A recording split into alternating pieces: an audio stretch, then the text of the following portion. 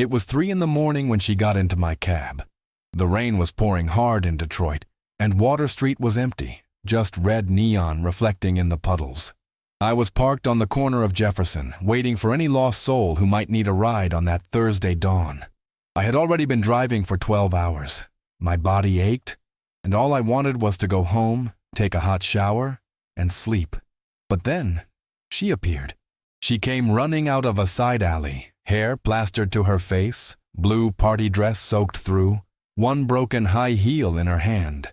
She looked about 20-something, mascara smeared, eyes wide. She was shaking so hard her teeth were chattering.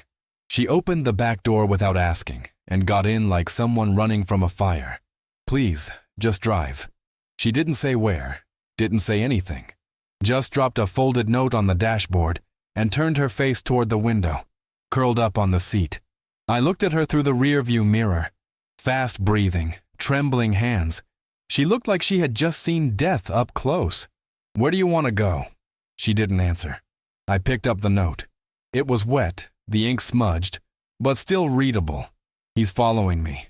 Don't stop anywhere. Pretend I'm drunk. Help me." My heart jumped. I checked the side mirror, and there it was. A black Dodge parked on the corner, headlights on, engine running. Dark windows. Still waiting. My blood went cold. "You're with me," I said, low and firm. "Hold on tight." I turned left without signaling and accelerated. The Dodge stuck to us. I passed Gratiot, cut through Brush Street, went up the freeway ramp and down the next exit. He stayed behind us. 2 cars back, 3. Always close, always there. She was crying silently in the back seat. "How long has he been following you?" I asked. "Since I left the bar." "You know him?" Silence. Then she said, barely audible, "I thought I did. I understood everything. I turned onto Lafayette, went through flooded alleys only cab drivers know, crossed the old bridge over the river, cut through Ford's abandoned warehouse district. The Dodge didn't fall back. He knew what he was doing, and I needed to be smarter. The rain hit the windshield like war drums. I knew Detroit like the back of my hand. 30 years driving a cab in this city teaches you every shortcut, every alley, every pothole. But that guy knew it too. He anticipated my moves. When I turned, he was already there. When I sped up, he did too. "Who is this guy?" I asked, eyes on the mirror. She shrank into herself, arms wrapped around her body. "His name is Travis. We dated. Ex? Something like that. Did he hurt you?"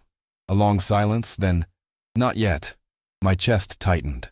I swerved sharply onto Cass Avenue, drove through a dark residential area, then into the industrial zone. The Dodge was still there, relentless, like a shadow glued to us. "Do you have anywhere safe to go?" I asked. "I don't know. Family? Friends? My mom lives in Ohio. My friends. He knows all of them. The police?" She let out a bitter laugh. "I tried. They said they can't do anything until he actually does something. Until then, it's just harassment." I clenched my teeth. I knew this story. Women asking for help and being ignored until they became statistics. Not this time. "Listen," I said firmly. "I'm getting you out of this, but you need to trust me. Can you do that?" She looked at me through the rearview mirror. Red, tired eyes, but with a spark of hope. "I don't have a choice." "Then hold on." I stepped on the gas. A brutal acceleration. The cab screeched as it climbed the I-75 ramp at high speed. The Dodge followed, faster. I started weaving between the few cars still out at that hour. Trucks, vans, half-asleep sedans. The Dodge wasn't afraid. He got closer and closer. Then I had a risky idea. I took the exit onto 7th Street, turned right, then left, and entered a narrow street lined with abandoned buildings.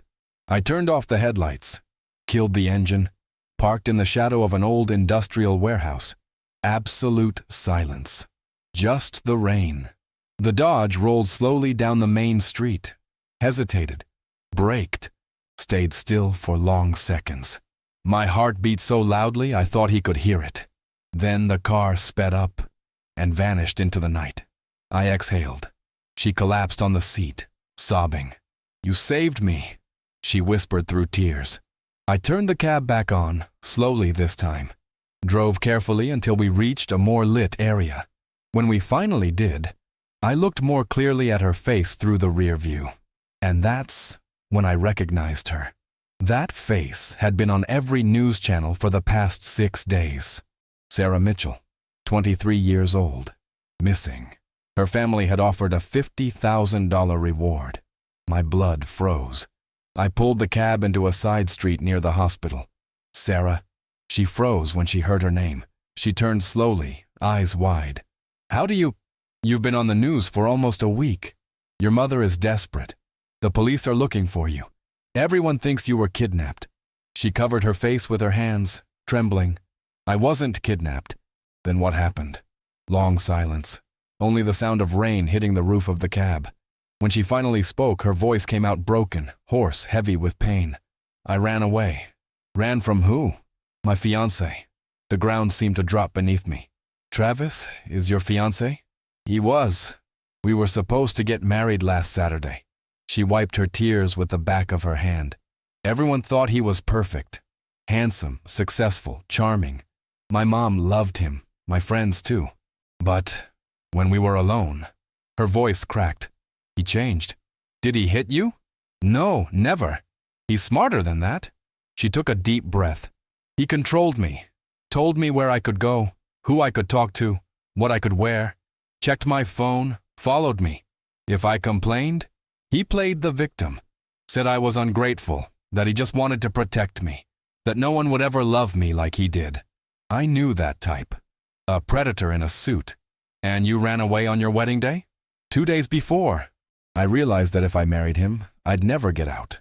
So I grabbed a suitcase, left the house at dawn, and came to Detroit. Thought I could hide here, start over. But he found me. How? I don't know. He always finds me. She looked out the window toward the neon of a pharmacy across the street. I was at a bar tonight, trying to forget everything, when I saw his car parked outside. I ran out the back door, and that's when I saw you. Why don't you go back home? Your mother? My mother doesn't believe me. Her voice exploded into a muffled scream. I tried telling her. She said I was being dramatic, that marriage is hard work, that I should be grateful to have a man like Travis. No one believes me, because he's too good at this. He convinces everyone that I'm the problem. Heavy silence. I'd seen this story before. Women trapped in relationships that looked perfect from the outside but were prisons on the inside. And when they asked for help, no one believed them, because the abuser was too convincing. I'm taking you to a shelter, I said. A place where he won't find you. He always finds me. Not this time. But before I could start the cab, the lights of the black Dodge lit up behind us. He had come back, and this time, he wasn't alone. The Dodge blocked the exit of the street. 2 more cars appeared, a silver Camaro and a black Jeep. They boxed us in, 3 vehicles, 6 men. Sarah gasped, shrinking into the seat. He brought his friends. The door of the Dodge opened. A tall man in a gray suit, close-cropped hair, stepped out calmly. Handsome, practiced smile, cold eyes. Travis. He tapped on the driver's window. I lowered it slowly. "Good evening, sir," he said, overly polite. "I think you've got something that belongs to me. She's not your property." His smile didn't budge. "Sarah, love, let's go home. Your mother's worried." Sarah didn't respond. She was frozen with fear. "She doesn't want to go," I said. "With all due respect, sir, that's not your concern." It became my concern when she got into my cab asking for help. Travis tilted his head, like a predator assessing its prey. "Look, I get it. You want to be the hero, but you don't know the whole story. Sarah has issues, anxiety, paranoia. She runs, makes things up, causes drama. Her family knows this. The police know this. I just want to take my fiancé back to safety." "Liar," Sarah whispered behind me. "See? She's confused. She needs professional help, and I'm going to make sure she gets it." He reached his hand toward the back door. "Sarah, come. Now." She didn't move. His smile finally vanished. Last chance. I checked the rear view. The other 5 men stepped out of their cars. All big. All waiting for a signal. I had 2 choices. Hand the girl over or fight. and I've never been the type to hand anyone over. She's not going with you." Travis sighed, as if disappointed. "Then we'll have to do this the hard way." The men advanced. That's when I started the cab, threw it into reverse, and slammed the pedal. The cab shot backward, crashed into the Camaro's front, spun 90 degrees, and launched forward over the sidewalk. Glass shattering, metal scraping, Sarah screaming. I got back onto the road, sped in the opposite direction. The Dodge followed, furious. I ran red lights, drove over curbs, cut through parking lots. The Dodge stayed tight behind us. This time he was determined. He rammed the side of my cab. Then again, trying to force us off the road. "Hold on," I yelled to Sarah. I swerved hard onto Woodward Avenue. The Dodge skidded but recovered. Got right back on my bumper, hit again, hard. The cab shook violently. Sarah clutched the seat, terrified. I knew I couldn't outrun him forever. He was faster, newer, stronger, but I had something he didn't. Knowledge. I turned onto Graciette, sped through the industrial zone, and then pulled into the parking lot of the 7th Precinct Police Station. I slammed the brakes in front of the entrance. The Dodge stopped 50 meters away, hesitated, then, slowly, backed up, and vanished into the night. We sat in silence inside the cab, parked in front of the precinct, while the rain poured down. Sarah was trembling in the back seat. "Is it over?" she asked, weak voice. "For now." But I knew it wasn't over. Men like Travis don't give up. They wait, they plan, they come back. I looked at her through the rearview mirror. "You need to file a report, now. They won't believe me. I'll go with you. I'll tell them everything I saw. I'll be a witness." She looked at me, eyes full of tears. "Why are you doing this?" I took a deep breath.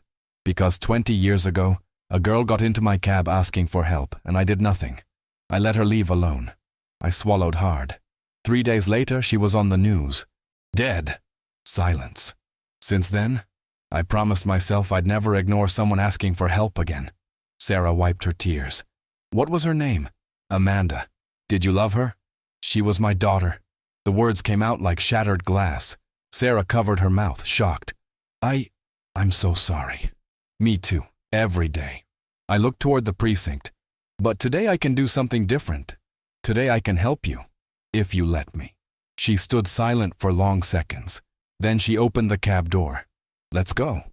We walked into the precinct together. The rain had stopped. The sky was starting to lighten on the horizon, that pale blue that comes before dawn. Sarah filed the report, told them everything, showed messages, calls, evidence. I confirmed everything I had seen. The chase, the men, the hits, everything. The officer listened carefully. This time, someone believed her. While Sarah talked to the social worker, I sat in the hallway, looking out the window, and that's when I saw, across the street, standing in the shadow of a building, the black Dodge. Travis was there, watching, waiting. But this time, Sarah wasn't alone, and neither was I. When she came out of the room, she looked different, lighter, as if a weight had finally been lifted from her shoulders. "And now?" she asked. "Now you're going to a shelter. Protected. Secret. They'll help you start over. New city, new name if you need it, and I'll make sure you get there safely." She hugged me. "Thank you," she whispered, "for believing in me." I hugged her back. "Thank you for letting me do things differently this time." I drove Sarah to the shelter. It was in a quiet suburb, far from the city. A safe, discreet place with cameras and security. She walked in with a borrowed suitcase and a new phone. Before leaving, she came back to the taxi window. "You saved my life," she said. "You saved mine too." She smiled, the first real smile I'd seen from her. And then she went inside. I drove back to Detroit as the sun was rising. The streets were waking up, people heading to work, stores opening, life returning to normal. I parked the cab on the same corner where everything had started. Water Street. The red neon was still blinking, even in daylight. I picked up the wet note Sarah had left on the dashboard. "He's following me. Don't stop anywhere. Pretend I'm drunk. Help me." I put it in my pocket. Because sometimes an entire life can change because of a note handed over in the middle of the night. And sometimes Saving someone is the only way to save yourself.